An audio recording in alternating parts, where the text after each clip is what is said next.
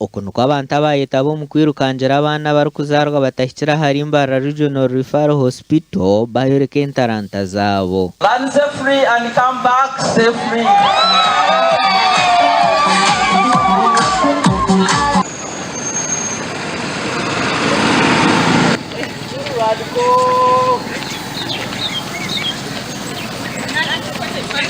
Ehurire gitebeekanisibwa abarotare bakwatanise n'ekitongore kya Vision Group hamwe n'ebindi bitongore n'ekigendererwa ky'okurundana sente ezirikuhika $27,000 za doora. Kandi tubasiima omukutuhagira kugira ngu tukore Mbarara Regional Referral Hospital a better hospital, most especially wodi y'abaana.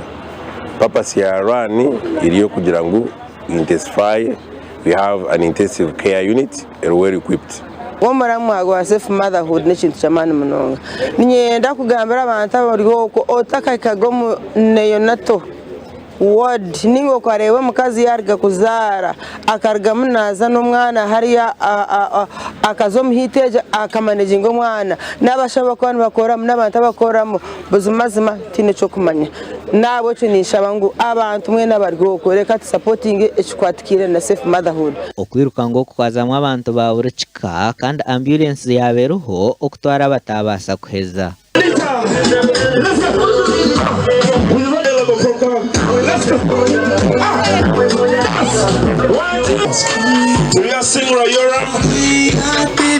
Dr. Kumba Elias mukuru wa wodi y'abaana hirwara rukore rya Mbarara Regional Referral Hospital yasima biruki. Ntubasimira kimwe munonga ntubasima abo kuba actuataho shona amagara amani gawe okatwagizaho nsa kutiyamba kugira ngo omwana orazarwe ninga niwe kuba kuzara omwana yahitaga kwizo mu irwariro ashange twetebekanise kandi tubase kumuyamba kuri ngo yabo.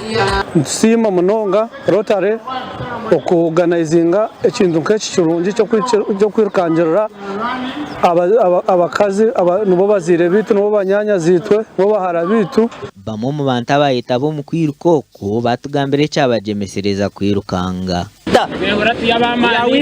No kureba ngu bai omukazi wanje ko araze kugerenda kuzaara bishange ebitwete ngo marwaro byona byashikiremu. Nashimerwa kweta abo mu ryogo muranga gwa safe motherhood run Kandi simabona beja no kubebaza dumantu kwatansa.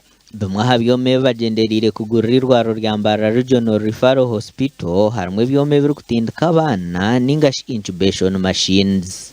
Aha wa TV West ndi Era Akiza. Webare Era Akiza.